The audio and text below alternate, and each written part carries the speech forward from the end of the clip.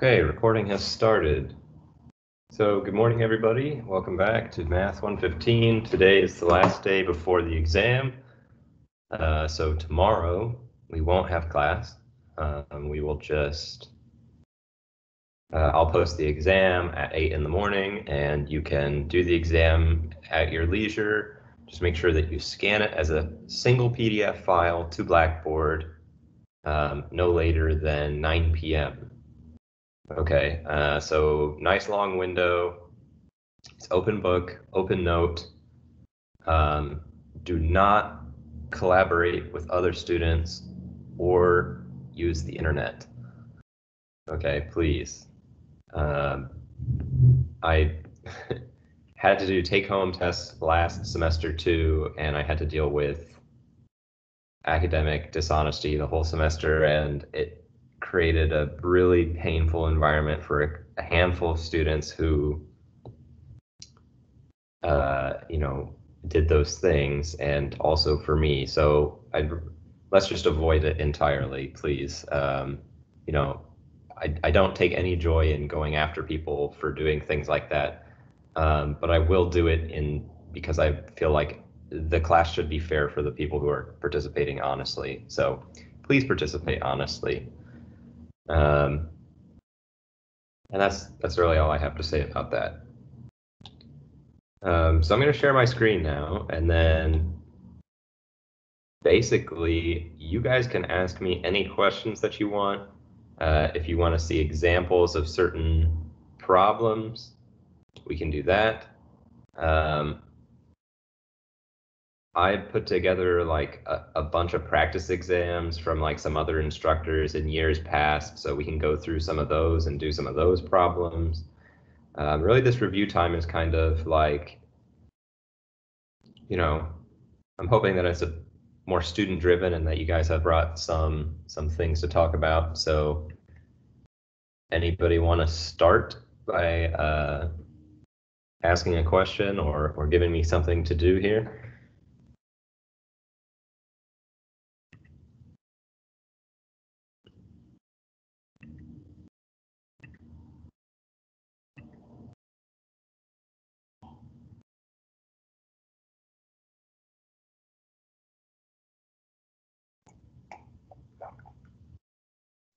Can we go through an example of some rational inequalities where the a value has a greater coefficient than 1? So rational inequalities where the a value has a greater coefficient than 1. So you mean something like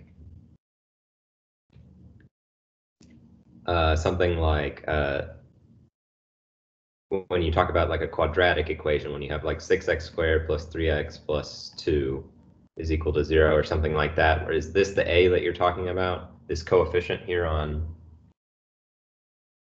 the x squared? Okay, so of course rational inequality would be something like x minus 3 over x plus 2 is greater than 0. So this is a rational inequality. And this would be like a quadratic equation. Did you have a specific example that somehow that combines these two?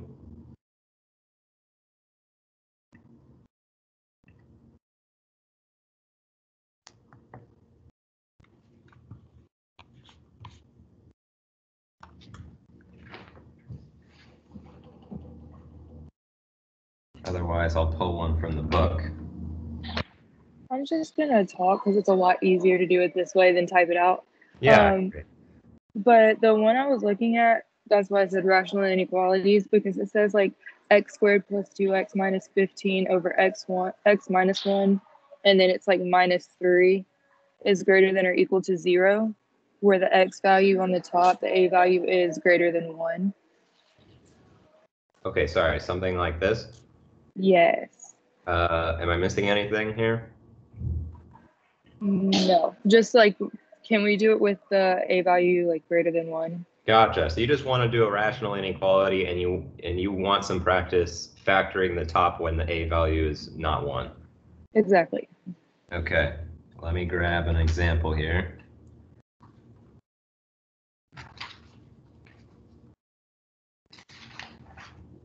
Factoring polynomials. Okay, let's try.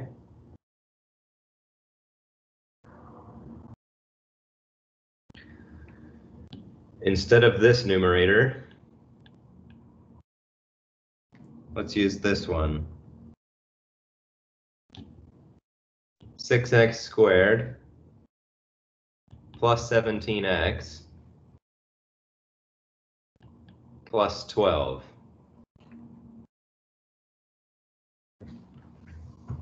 Okay. So here's what we're trying to do. We're trying to figure out when this is going to be larger than or equal to 0. Okay? Now, just a reminder, when we do these rational inequalities, usually what we wind up doing is plotting a number line, okay? And we're going to put some points on our number line, and then we're going to test a point from each interval, take a test point from each interval, and see if we get something positive or something negative, and so on and so forth. Okay, so that's kind of where we're going with this, but let's not get ahead of ourselves.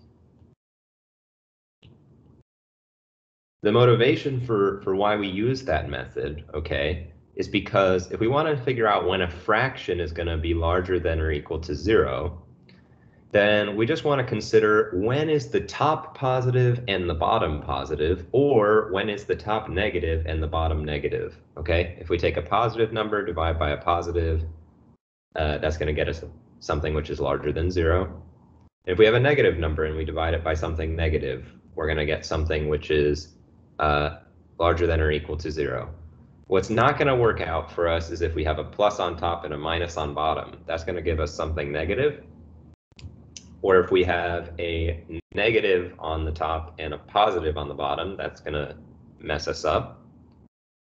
And then also if we have, there's one more thing that we should consider, which is if we have 0 on top and a positive or a negative on the bottom. These are also going to be okay. Okay, so this is kind of where we're going with this. Okay, and the first step for pretty much every problem involving a rational expression is to factor it completely. Okay, the bottom expression is factored, it's just x minus 1.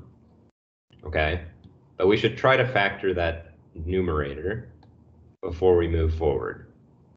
So let's try to do that. So first, factor the numerator. Okay, so let's take 6x squared plus 17x plus 12 and try to factor this guy. Okay, so we can use one of two methods. We could try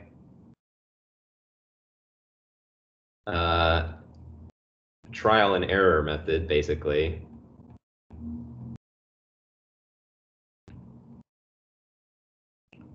Or grouping. Okay, I think there's a lot of students that struggle to use the trial and error method when there's this pesky coefficient here on the square term. Okay, because what you have to do then is basically you take 6x squared plus 17x plus 12, and what you're going to try to do is list basically all of the possible factors of the first term and all of the possible factors of the second term. In this case, it's 12 and 1 and 2 and 6 and then 3 and 4. And you're going to try to see how you can basically pick one from each of these sides and get something which basically adds up to 17 and multiplies to 12. Not multiplies to 12. Basically, you're just going to pick something which is going to you're going to be able to somehow multiply each of these and get 17. So you would literally write out all of these. You could try 6 times 2 plus 1 times 6. That's what we just highlighted. You could try 2 times 2 plus 3 times 6. You could try 6 times 12 plus 1 times 1.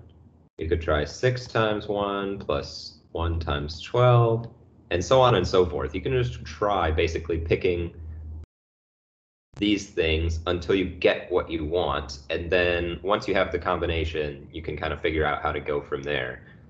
It's not a very elegant method, okay, but it'll work.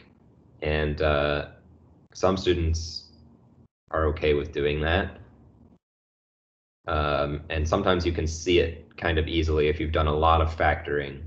But if you haven't done a lot of factoring, I think it's much smarter to go with the grouping method, okay? So here's why I taught you guys the grouping method. It's really to deal with these pesky coefficient quadratic equations, okay? So here's what we do. Instead of doing this kind of inelegant method, what we're going to do is find two numbers which multiply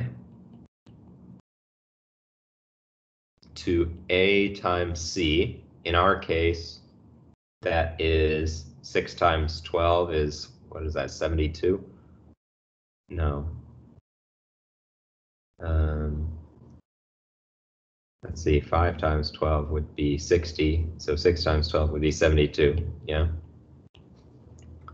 Okay, so two numbers which are going to multiply to 72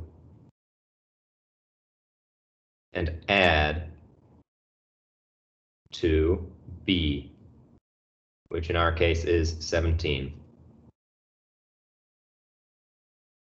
Okay, so let's consider here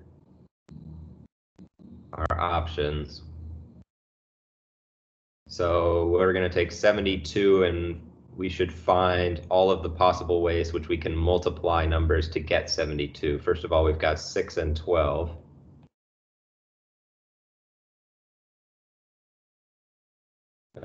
Let's see, what else do we have? Think of 4, we could do 24 and 3, or we could do 18 and 4.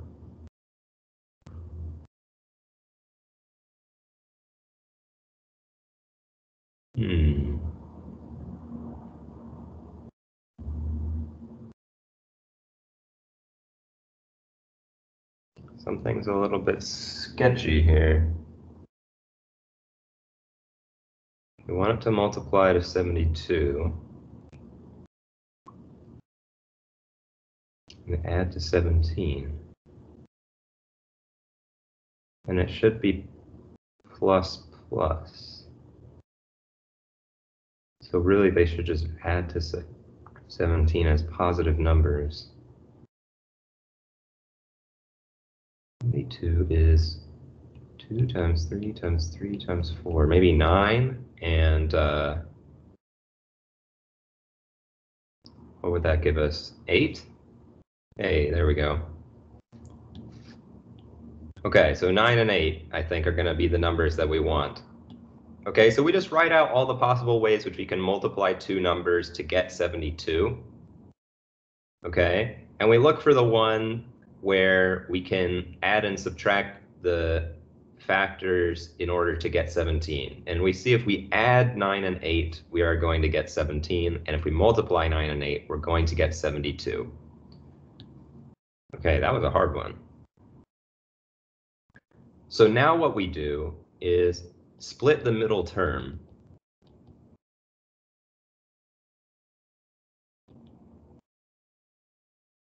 Okay, so what we are going to do is we're going to take 6x squared plus 17x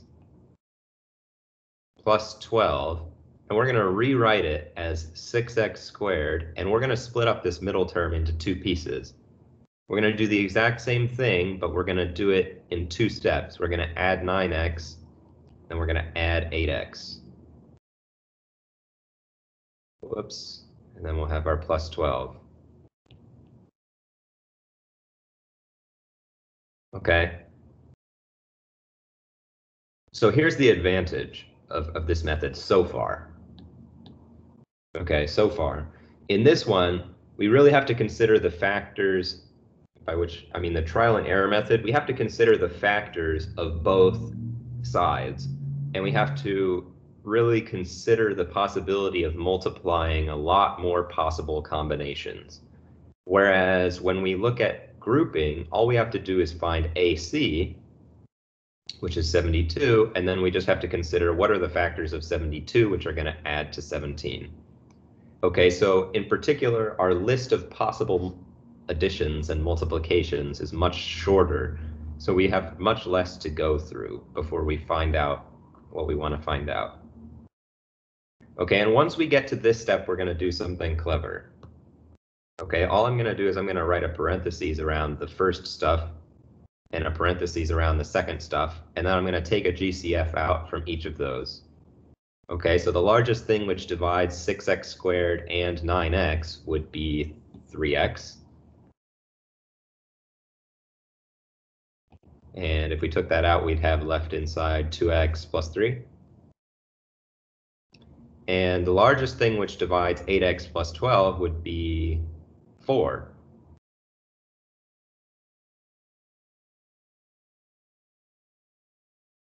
So we'd have 4 times 2x plus 3. And now we can see that these are like terms, okay? 2x plus 3 and 2x plus 3 are like terms. So if I add 3x of one like term plus 4 of one other like term, then what I can do is then anti-distribute.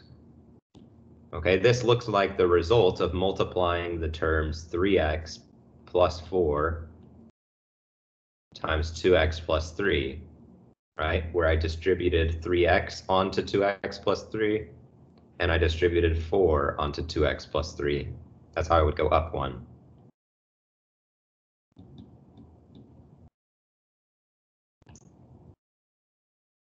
Okay, so this 3x plus 4 came from the green bits, and the 2x plus 3 came from the red bits.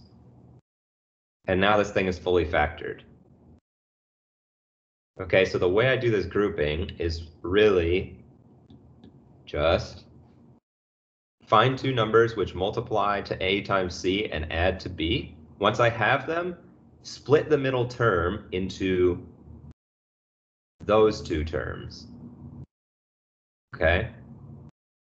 Then I draw these kind of parentheses around the left-hand two terms and the right-hand two terms, and then I take a GCF out of both with the goal of eventually getting the same thing in both of these parentheses here. Once I have that same factor there, I can combine like terms, so to speak, or anti-distribute, and combine this 3x and this plus 4 into one multiplication of the term 3x plus 4 times our kind of like base, which in our case was 2x plus 3.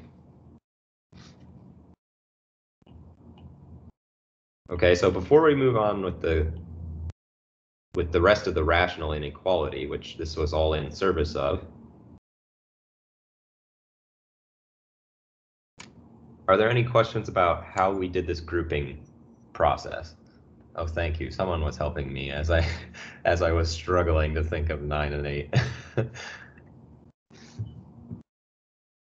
Does this grouping stuff make sense? Do people like grouping? Would I say that the practice exam covers most exam material? Not necessarily. I mean, the practice exam is like the real exam in that I'm basically going to take like a scatter shot and just hit some random stuff that we've covered. So basically everything that we've covered in class is fair game. You know, if there's something in the book that we haven't talked about in class, you don't need to worry about that. But the practice exam is is not supposed to tell you the content that's going to be on the exam. It's just supposed to give you an idea of how the exam will be structured and the types of questions and the relative difficulty thereof. So there will be questions on the exam that deal with topics that were not covered on the practice exam. Okay.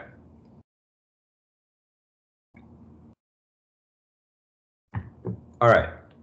So let's move on. We finally got this thing factored now. So now let me copy down our original inequality here. So now we're going to rewrite this as 3x plus 4 times 2x plus 3 all divided by x minus 1 is larger than or equal to 0. Why don't we put those in parentheses too, just for fun? Okay, so now we've got that thing factored. So that was really the hard work. Okay, so now what we're going to do is find the zeros of the top and bottom. Well, the top is going to be equal to 0 if either of these two terms are equal to 0. So we'll try 3x plus 4 equals 0. That means that x is equal to negative 4/3. We will try 2x plus 3 is equal to 0. And that'll be x is equal to negative 3/2. Oh, geez, this is going to be annoying. And then the bottom will be 0 if x is equal to positive 1. Okay, and these are what we're going to plot on our number line.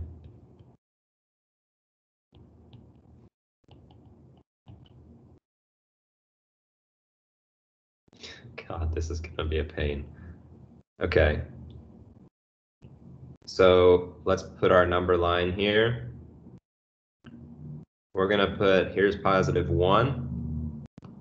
Now, negative 3/2 and negative 4/3. Negative 3/2 is something like negative 1.5, and negative 4/3 is something like negative 1.333 repeating. So the smaller one is negative 3/2. So here's negative 3/2. And here's negative 4/3. Okay. So we want to choose a value which is in each of these intervals, okay? The first interval goes from negative infinity up to negative 3/2. The second interval goes from negative 3/2 to negative 4/3. The third interval goes from negative 4/3 all the way up to 1. And then finally we go out to infinity. Okay, so I'm going to pick my test points.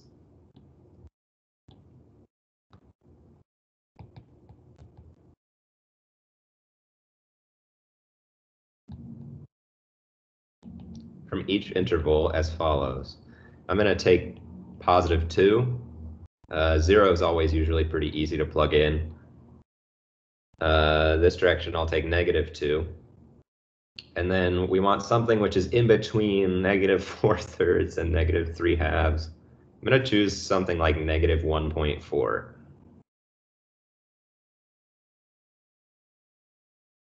Okay, that's what I'm going to pick.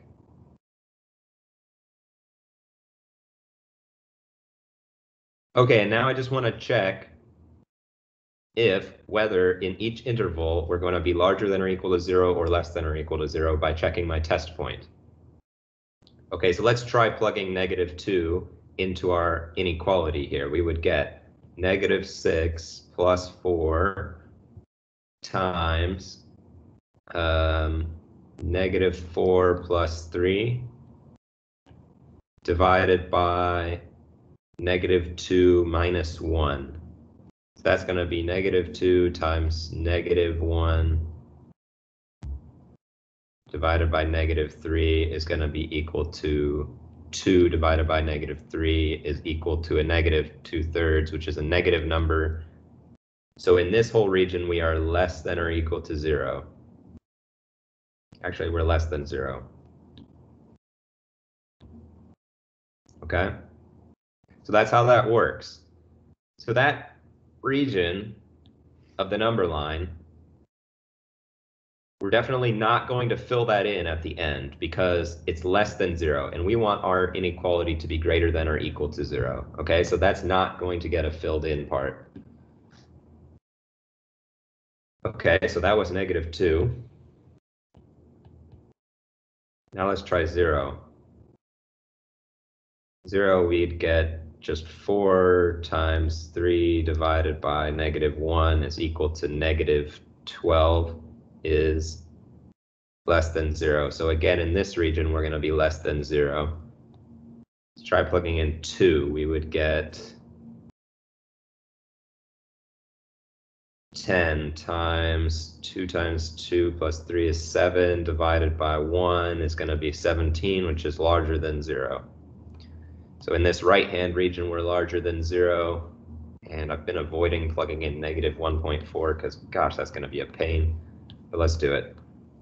We'll get, what is it? 3x, 3 times 1.4. Geez, it's going to be like 4.2. And it's plus 4. And then 2x plus 3 is going to be like -2.8 plus 3. And then the bottom is going to be -1.4. No, wait. At -4.2 plus 4. The bottom will be -1.4 minus 1. So the whole thing, this will be something like -0.2. This will be something like 0.2. And this denominator will be something like -2.4. So we'll have a negative number divided by a negative number, and that'll give us something positive. So in this region, we're going to be positive. Okay, so we figured out our number line. And what we're supposed to do is color in basically the regions where the fraction, the rational expression, is going to be larger than or equal to 0. We know it's larger than 0. Why don't I clean this up a tiny bit so that you know what I'm highlighting? We want to know when it's larger than or equal to 0. We know that it's larger than 0 in these two intervals, okay?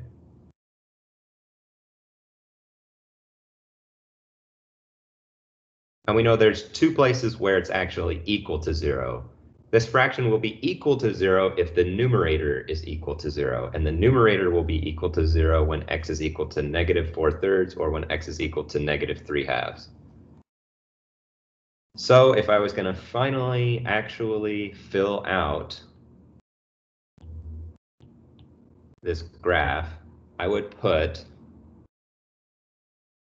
a closed dot on -3/2 and -4/3, since those make the numerator 0.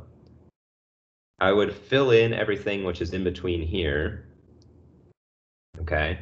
I will have an open dot on 1. Why? Because 1 is not in the domain of the rational expression. If I plug in 1, I'm going to be dividing by 0. So I'm definitely not going to include +1. And then I'm going to draw a line which goes way to the right for all of this stuff. And I'm not going to include any sections of this where we see less than 0, because that would make this inequality not true. And we want to fill in the regions where this inequality is going to be true. Will we be asked to know definitions? Probably, yes.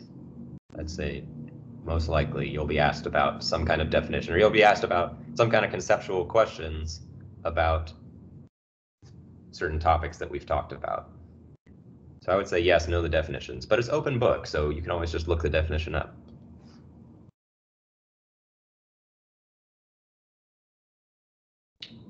Okay.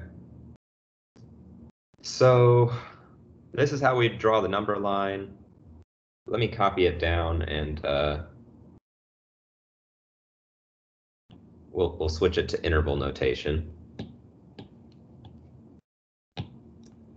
So we could write this in inequality notation. We could write something like x is greater than or equal to -3/2 is less than or equal to -4/3, or x is greater than 1. That would be another way that we could write it. Or we could write x lies in -3/2, comma 4/3 with brackets on each side because we include, and then union parentheses, since we don't include 1, comma infinity. Parentheses always goes with infinity. Okay, so that was a big one. Any questions about that problem?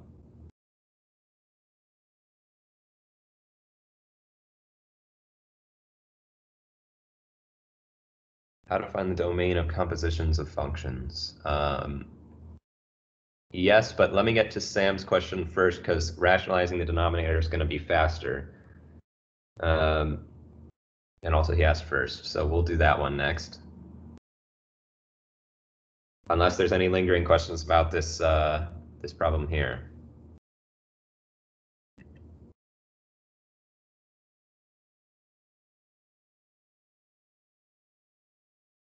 Okay. So let's try rationalizing the denominator. So we can do 2 quick examples here. Let's try first rationalize, I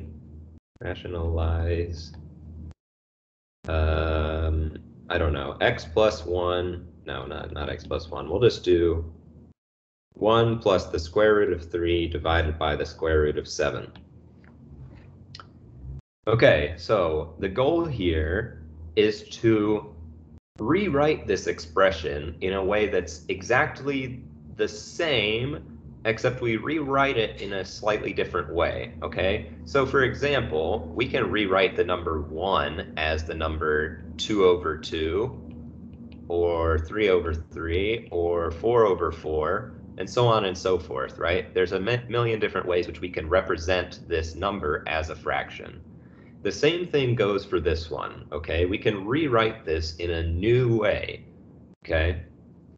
And the new way that we're going to rewrite it in is just, we want to rewrite it so that there's no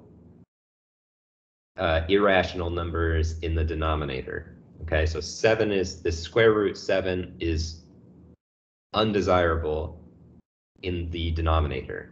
So we want to rationalize it, okay? So we just think of basically the simplest thing that we could possibly do to this number in order to make the square root sign go away. And well, if we take the square root of a number and we multiply it by its square root, well, we're going to get the square root of 2 squared, which is equal to the square 2 to the 1/2 to the power 2, and by our exponent rules, we would multiply those powers and just get 2 to the 1, which is just 2. Okay, so that's what we're going to do here. Okay, except when we multiply by the square root of 7 on the denominator, if we want the expression to not change its value, we do something clever and just multiply by the square root of 7 on top as well, because then this number is just 1. This whole fraction here is just 1. And if we multiply anything by 1, we know we haven't changed it. Okay, so we're just multiplying by 1 in a clever way. And what do we get? On top, we would distribute. We'd get square root 7 plus the square root of 3 times the square root of 7. And on bottom, we would just have 7 now. Okay, then the numerator we could simplify a little bit. We'd make that square root 7 plus the square root of 21. Divide by 7. Now remember, as long as we're multiplying 2 square roots, we can just multiply the numbers which are under the square root. But I just want to remind everyone of another fact, which is that the square root of 3 plus the square root of 7 is not equal to the square root of 10. Okay, we can't do that. However, the square root of 3 times the square root of 7 is equal to the square root of 21. Okay, so that's a simple rationalize the denominator problem. All we want to do is multiply by 1 in this clever way. Okay, and there's really only one other example of rationalizing the denominator that's important to know, and that's using conjugates. So the other example that I would show would be that if we want to have something like 1 divided by 3 plus the square root of 5, okay, then we want to know what's something that we could take 3 plus the square root of 5 and multiply it by in order to get something with no square roots.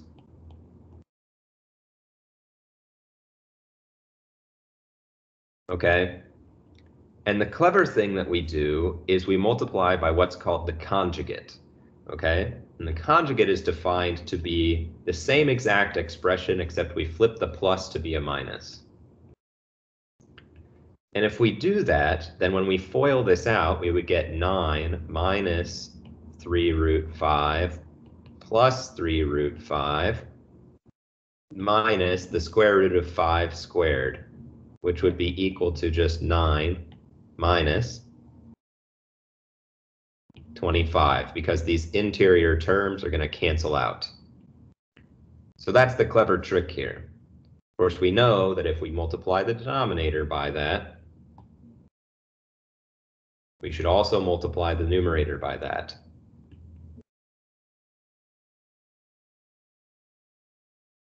Okay, as long as we multiply the numerator and denominator by the same thing, we haven't really changed anything. We've just written it in a new way. And that should not be a 25. That should just be a 5. All right, square root of 5 squared is 5. Okay, so then this would just become 3 minus the square root of 5, and we would divide by 9 minus 5 is 4.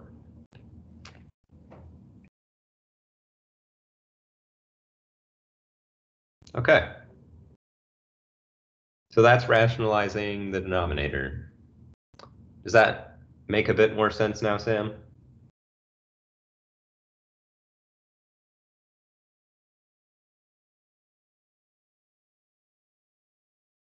Okay, great. So let's see, Abdul Rahman wants a question on domain of compositions of functions. This is great because I actually had an example lined up last class that I wasn't able to get to. So let's see where it is. Here it is. Okay, so we have a composition of functions here. So we're doing f composed with g, which remember that really just means f of g of x. Okay, that's what that means. And we have these two functions, f of x equals 2 over x plus 1, and g of x is going to be equal to 1 over x. Okay, so we want to find the domain of f of g of x. Okay, and remember, we said that the domain of f of g of x is just the domain of f, well, the numbers in the domain of f which map to numbers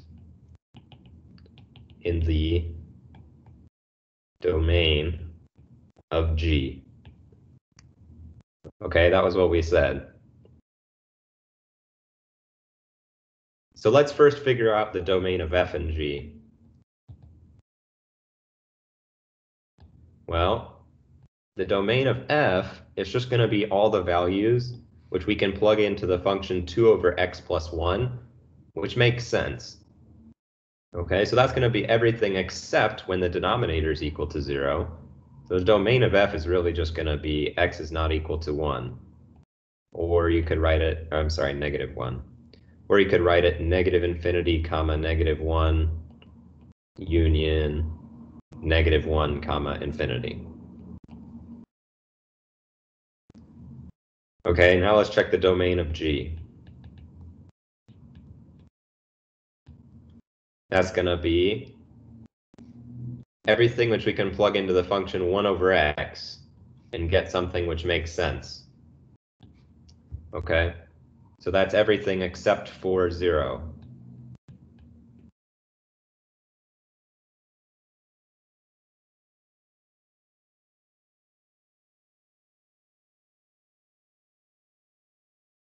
Union 0, comma, infinity.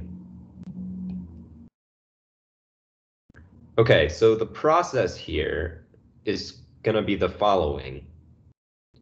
When we find the domain of f composed to G with G, let me switch colors to yellow.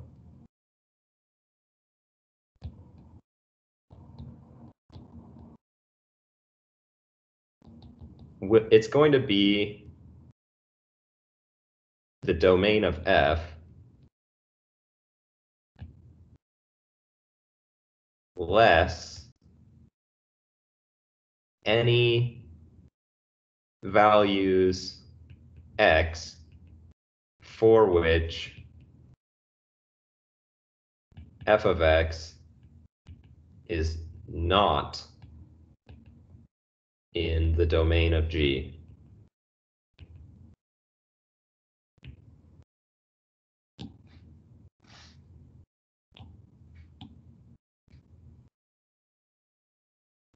Okay, so here's what we want to do.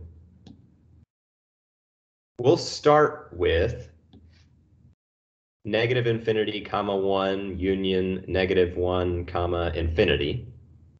That's what we're going to start with. And then we're going to ask ourselves, are there any numbers in either of these two subintervals such that when we plug them into f, we get something which is not in the domain of G? Okay, and if we get something which is not in the domain of G, well, there's only one thing that's not in the domain of G, it's 0. So the question we're really asking here is there a value x such that f of x, which remember f of x is 2 over x plus 1, is equal to a value which is not in the domain of G, which remember the only value which is not in the domain of G is 0. So that's what we're going to put on the right-hand side. This is what we're sort of worried about, right? Because, oh God, what am I doing?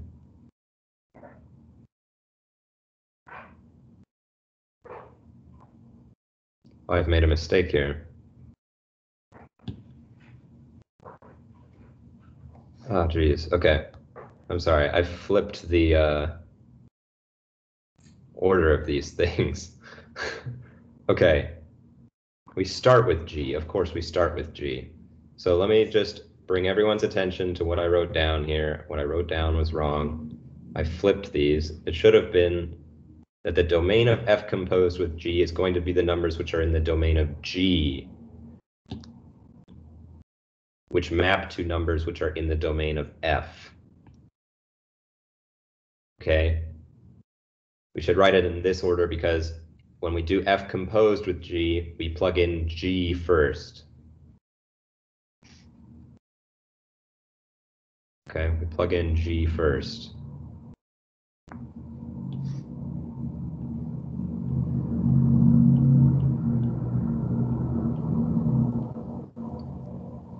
So we're going to keep these domains here, domain of G and domain of f. Okay, so what we're really concerned with, and again, this is wrong, this should say that the domain of f composed with G will be the domain of G less any values x for which g of x is not in the domain of f. Sorry for that confusion. That was really bad.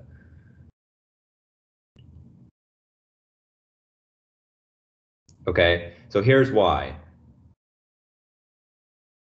If we plug something into g, 1 over x, and we get a number which is not in the domain of f, say if we got something which is going to produce an undefined result for f,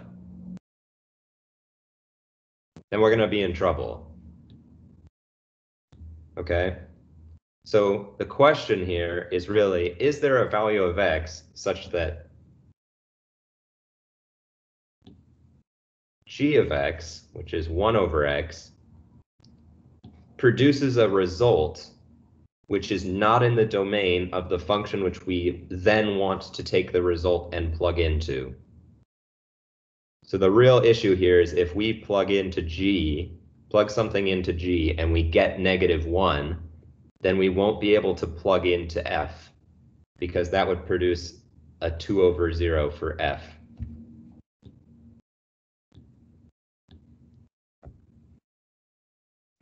Okay, so is there a value x such that g of x is going to be equal to -1? And the answer is yes. X equals -1 should be excluded.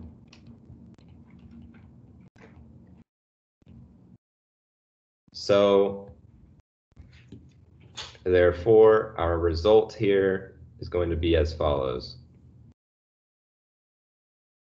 Domain of f composed with g is going to be equal to -∞, comma, -1. We should exclude -1. Union -1, comma, 0.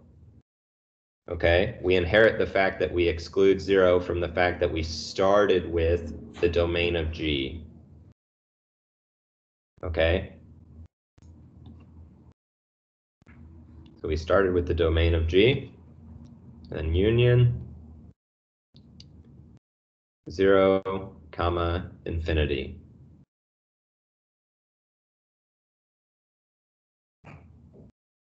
Okay, so that's kind of what's going on here. So maybe I can draw a picture to sort of better illustrate this. Here's kind of what's happening. We have a bunch of numbers in here, and g is going to take those to a bunch of numbers in another space, and then f is going to take those into our final resting place. Okay? Our rule initially was that we cannot plug 0 into g. Okay, 0 is not able to be plugged into g, but we can plug things like 1 or -1 or ... all sorts of other stuff into g. And g is just going to map those numbers to 1 over that number. So in particular, 1 is going to get mapped to like 1 over 1, which is just 1. And -1 is going to get mapped to -1, 1 over -1, which is just -1. Okay. And then we take f, and f takes all of these numbers in this middle space and takes them into our final resting place, and it can take numbers like 2 or 3 or whatever, but there's one number which we cannot plug into f, and that is we cannot plug -1 into f.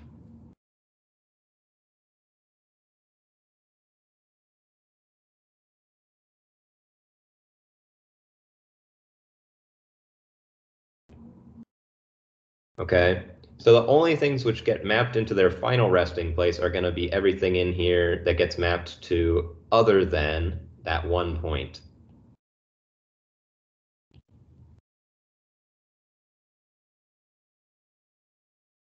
Okay, so when we consider f composed with g, it's really going to be this set of values which start here all the way on the left and actually end up in the final resting place on the right-hand side.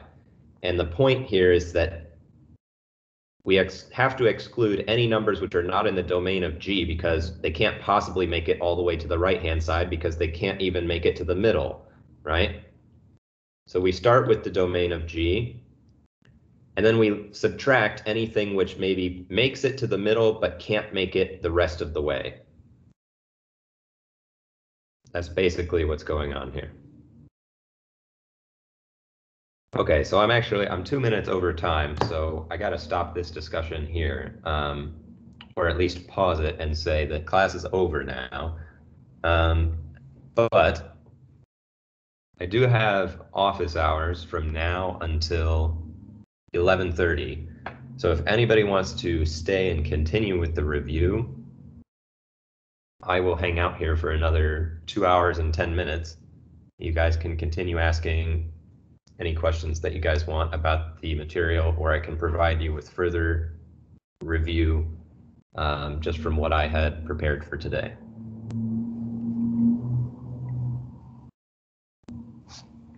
Okay, I am going to switch to my headphones though, if I can find them.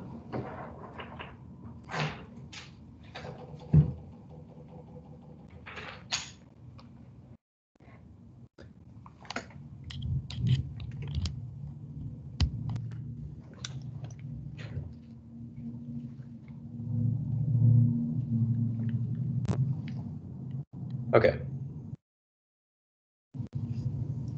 So Mitchell Head has a question, says, can we not just insert G into F since it's asking for F composed with G?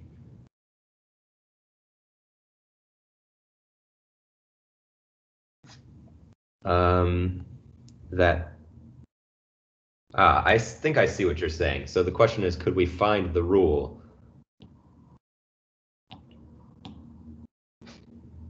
The answer is sort of, yes, but it's going to not reveal exactly everything that's going on. So let's try it. I see what you're talking about. So let me copy this down and I'll reiterate the question. The question is, can we just find the rule for F composed with G of X and use that domain?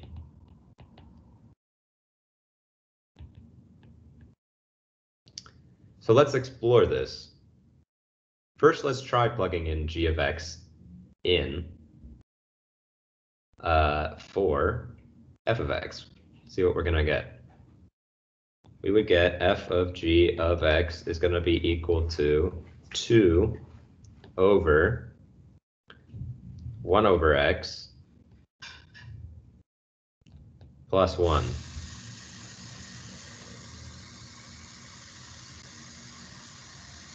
Okay, so if we were to simplify this properly, we'd get then 2x divided by, so multiply top and bottom by x.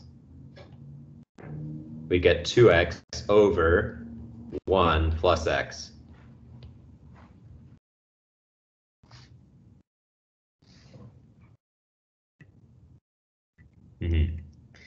Yeah, see, here's sort of where the issue lies, Mitchell. It's coming from this method is a little bit treacherous because if you simplify properly, this is what you're going to get. Okay, and the domain of this function would be just x is not equal to -1. But x equals 0 is okay. Okay, so this is inconsistent with the fact that we plug in to g of x first. Okay, so I think what happened, Mitchell, is you got to this point here highlighted in blue, and you probably said, okay, well, we don't want this denominator to be 0, so we should exclude x equals 0, and we don't want this entire denominator to be equal to 0, so we should exclude x equals -1. And you're right, but I would give you a word of caution that you got a little bit lucky in the way that you read the domain here, and sometimes it will be possible for you to plug in f composed with g of x, and you will get a function whose domain is not the same as the domain of f composed with g. So that's kind of why I go to the trouble of describing this really kind of complicated version of how we find the domain of a composition of functions. Okay, so just to recap,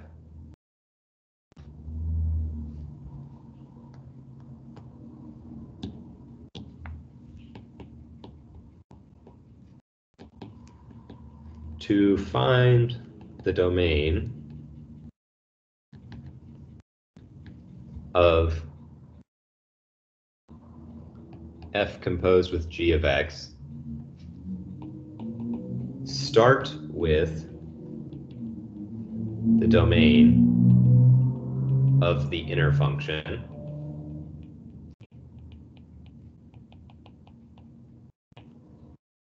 Okay. The reason being, if we want to compute f of g of x, what we're saying is we should start with the domain of the inner function, because if g of x already doesn't make sense, then we're really hopeless for the entire thing to make sense. Okay, because you can't plug something which doesn't even make sense into a function. Okay, so we start with the domain of the inner function. Then remove any values of x which produce a value g of x which is not in the domain of f of x. Okay.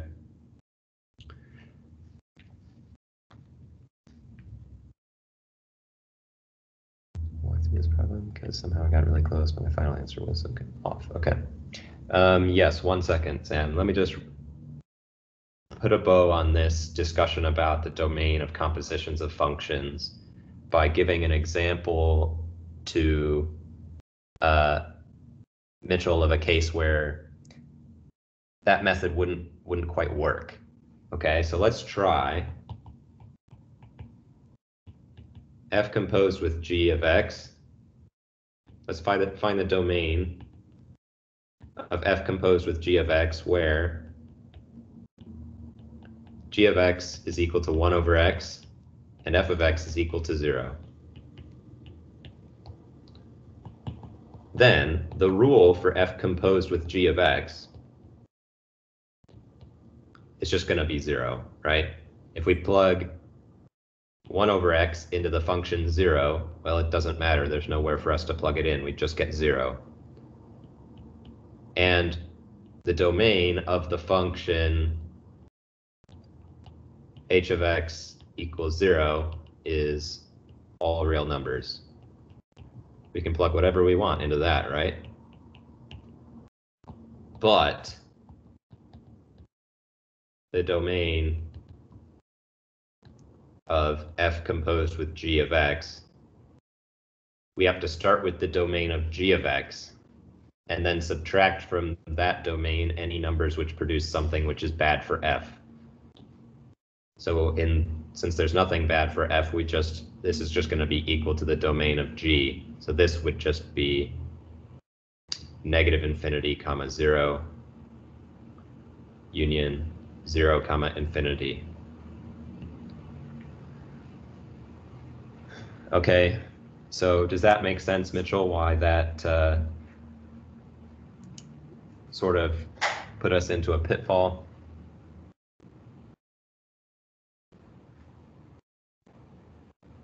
Okay, cool. All right. That's probably enough talking about the domain of compositions of functions. So let's look at Sam's question. Okay, some other students had trouble with this one too. Let me write it out.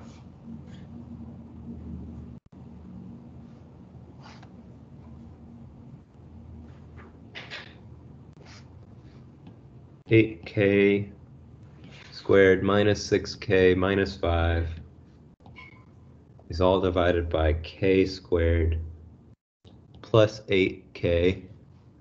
Is that a division symbol? It is a division symbol. We're dividing that by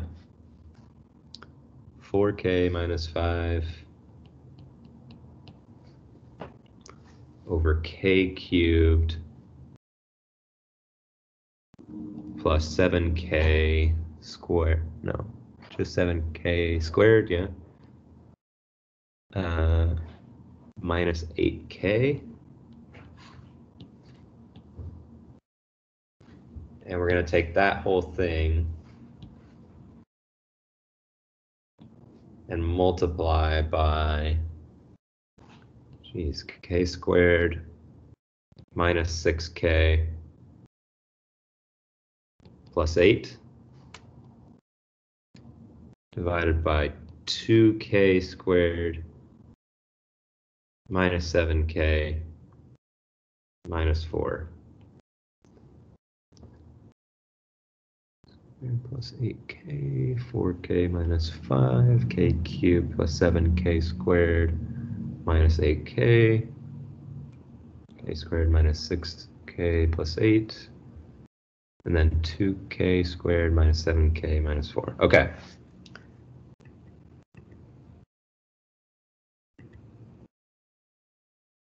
All right, I think I've written it down correctly.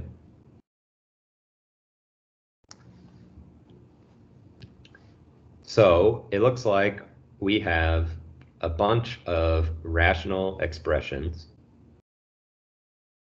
which are being divided by one another and multiplied by one another. Okay, so let's simplify first by just rewriting the entire thing, except I'm going to flip this middle fraction to be a multiply by the reciprocal. Okay, I'm going to instead multiply times k cubed plus 7k squared minus 8k divided by 4k minus 5. And remember, it doesn't actually matter what order we do multiplication in. So I can just multiply this by this last bit here. Okay, I think that's probably the best first step we could make. It's just switch that division sign to a multiplication sign. Okay, so now what we're going to want to do here, well, really the best thing that we could possibly do here would be to factor all of these expressions completely and see if there's anything that we can cancel out. Okay, so let's start with that.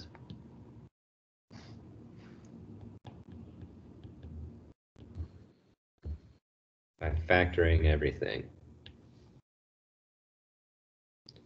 Okay, so this numerator, we could use grouping. We want something which multiplies to 40 and adds to negative 6.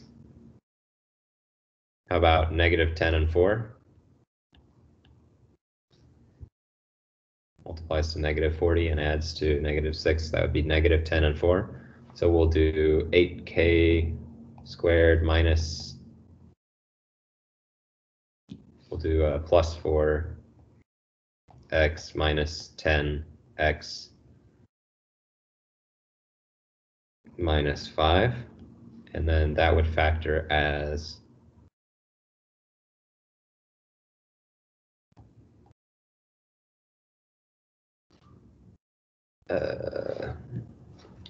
4k. I made these x's for some reason.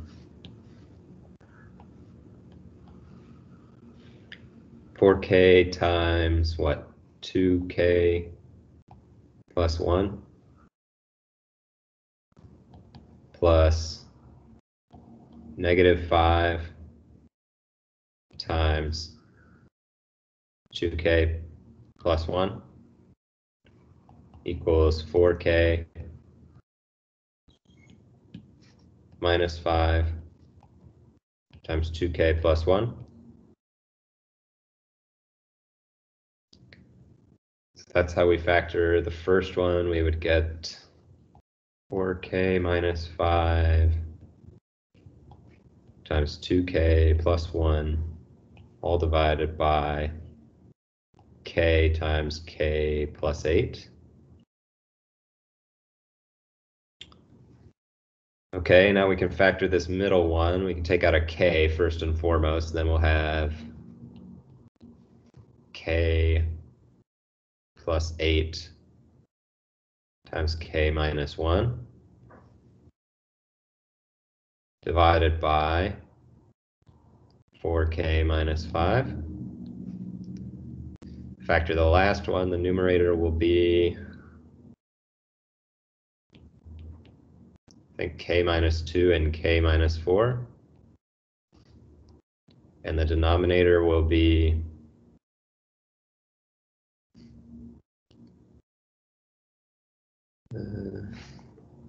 2k k plus 1 and minus 4.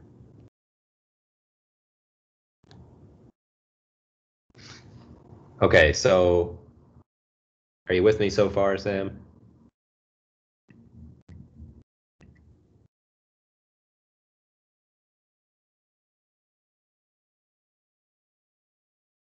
Okay, so that's kind of just like the painful step of this problem. We just want to factor everything as completely as possible. And now we can see that there's a bunch of stuff that we can cancel out, right? So we can cancel this k plus 8 here with this k plus 8.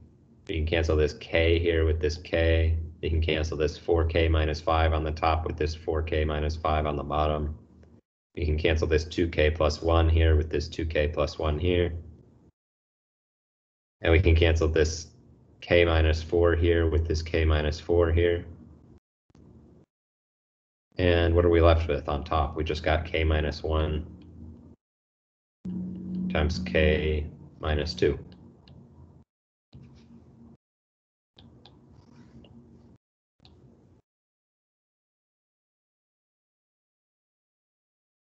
Does that make sense?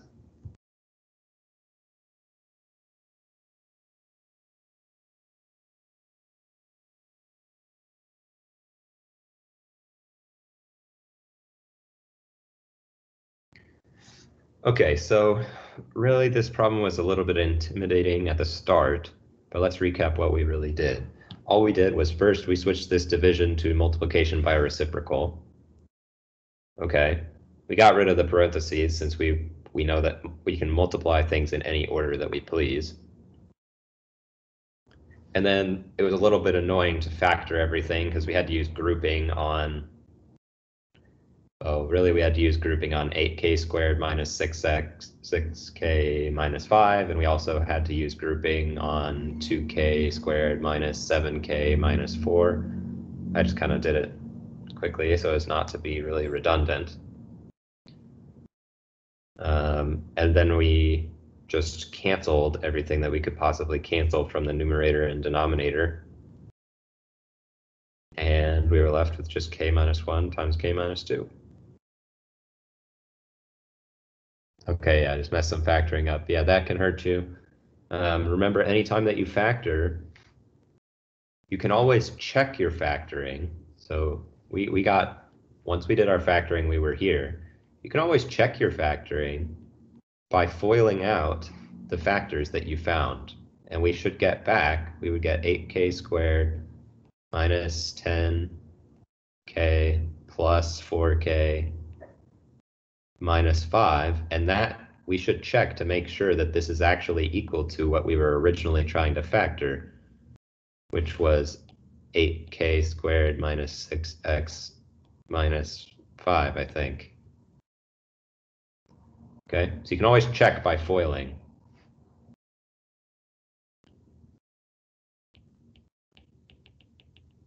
To see if your factoring went okay.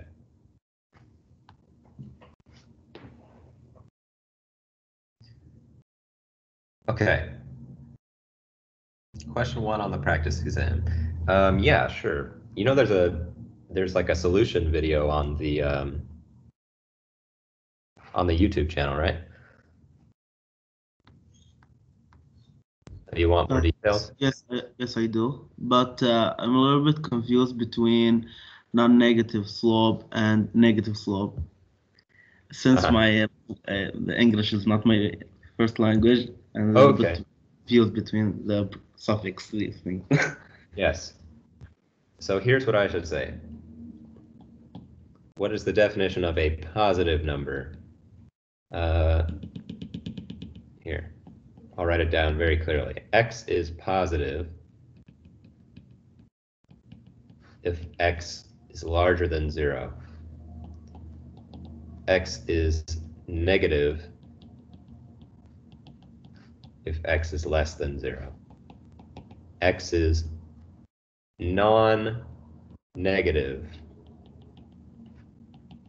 if X is greater than or equal to 0. X is non-positive if X is less than or equal to 0. Okay, so these are the definitions that we have. So if we're on a number line,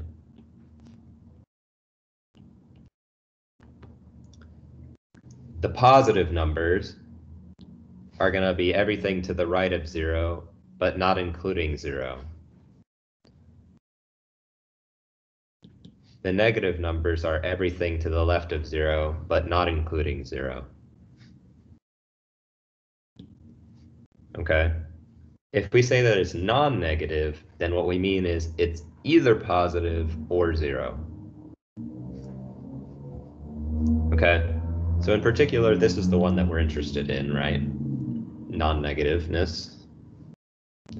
Because we're supposed to consider the graph of a line which has a non-negative slope. Okay, so that's why I wrote this statement here about m should be larger than or equal to 0. Okay, so let's have a coordinate plane and let's draw a bunch of lines which have non-negative slope. Well, we could pick a positive slope like positive 1. So here's a line with slope positive 1. We could pick a slope with slope 1/4. What would it look like? It would look more gradual, but still going up, right? And the point of this problem was that what if we pick our slope to be actually equal to 0? Well, then our line would look something like this. It would look like a horizontal line.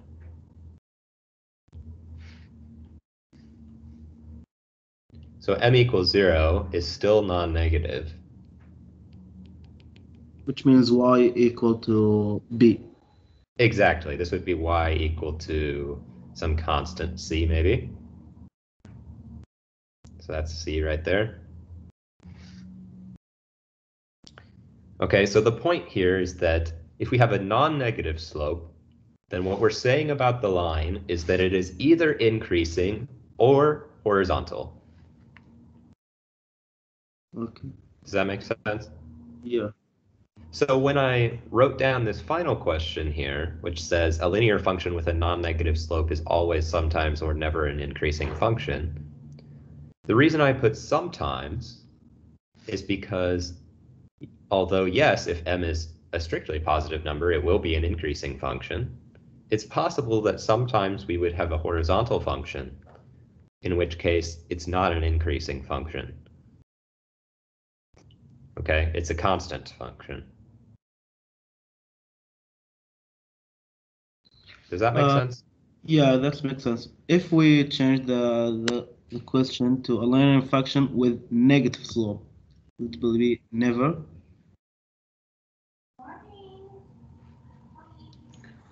If we switch this to, say, negative, then our slope would be going down, right? Yes. Which means that this function would be decreasing. And we throw out the possibility now of a horizontal line, right? We can't have a horizontal line, since a horizontal line does not have a negative slope. So negative means strictly less than 0. So it would be true that this would never be an increasing function. Okay, thanks.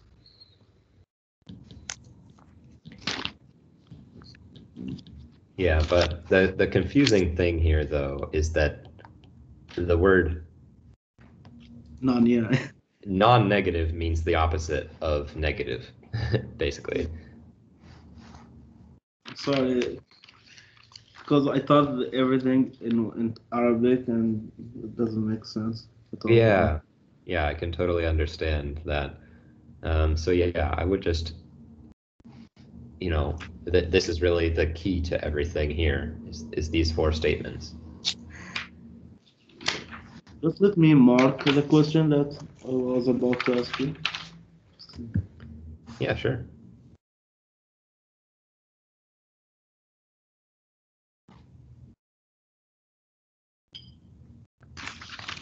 Do you remember, teacher, when we were talking about when do you have to use the quadratic formula or using factoring?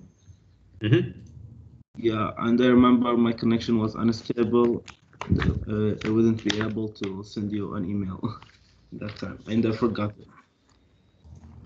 Oh, yes, I do remember that. Now remind me, were we talking about...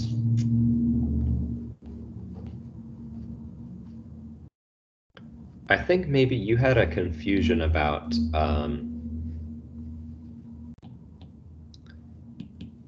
or maybe this was another student. I don't rightly remember, but we had something like this where it was like, I don't know, plus 6x plus 5. To factor, our goal was to find 2 numbers which multiply to 5 and sum 6. to 6.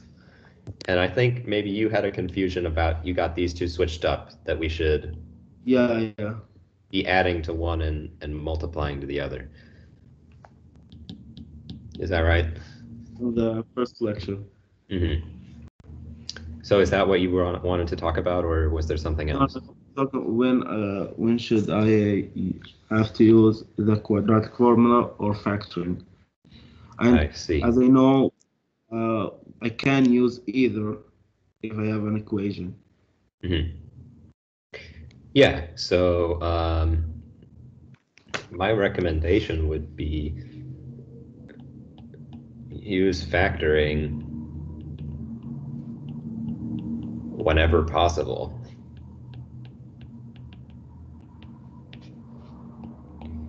Use the quadratic formula if you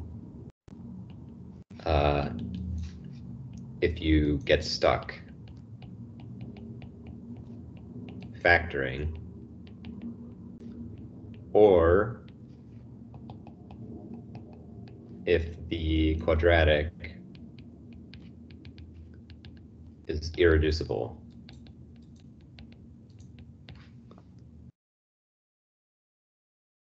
Okay. For example, take the equation x squared minus 1x. Not super convenient because it takes away Um, your ability to declare we minus like create a table. 3x The table in other table plus 1. You have to like okay, actually we have something like this. At least that's my experience. I don't know if there's like two numbers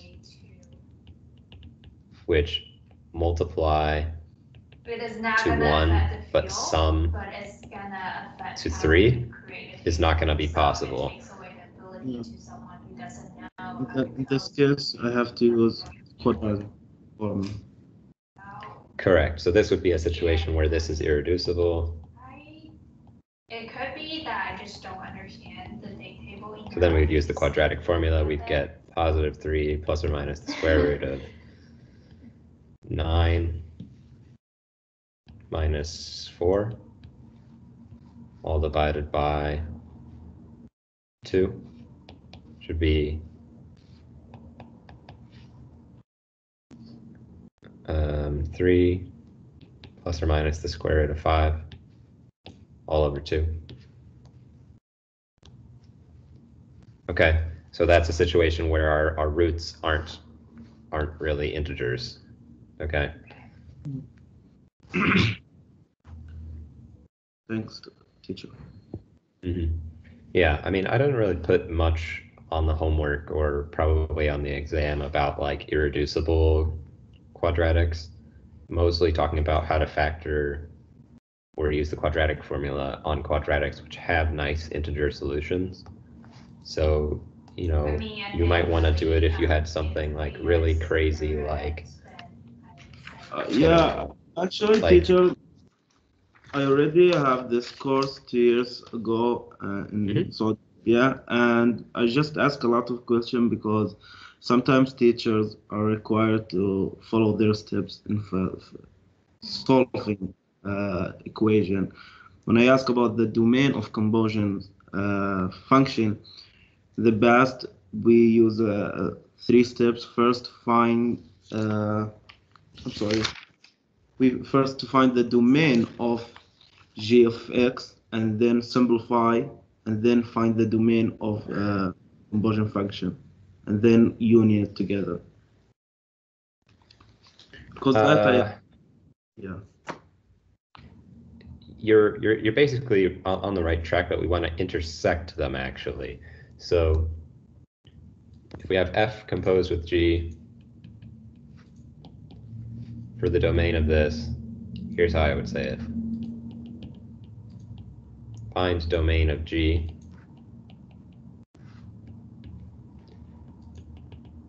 find domain of f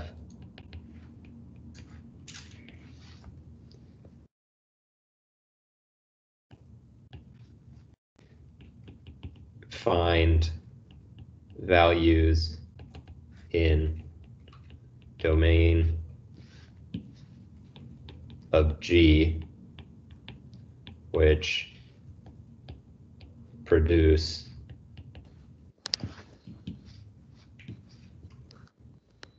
g of x not in domain of f of x.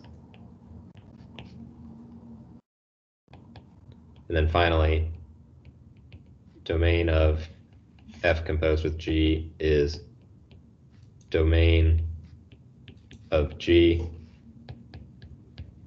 less any values found in part 3. That makes sense. Yeah, thanks, teacher. Okay, so for example, in our case, we had f was equal to what? 1 over 2 over x plus 1 or something like that. And then g was equal to like 1 over x. x. So we found domain of g. It was x is equal to negative infinity comma 0 union 0 comma infinity. And then we found the domain of f. That was x2 was equal to negative infinity comma negative 1 union negative 1 comma infinity. And then when we wanted to find values in the domain of g which produce g of x, which is not in the domain of f of x, we just solved the equation 1 over x is equal to, well, what's the one value that is not in the domain of f? It's negative 1.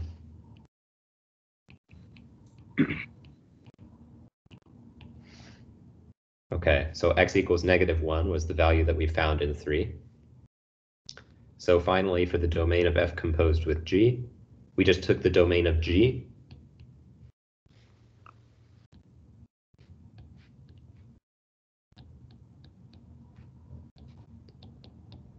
less x equals negative 1. So we just take the domain of g and we take out that 1 point, and we get negative infinity comma negative 1 union negative 1 comma 0 union 0 comma infinity.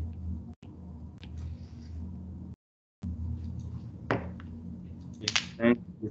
I really appreciate it. Yeah, no problem. Okay. Thanks. I wish to go. See you later. Oh, okay. Bye-bye.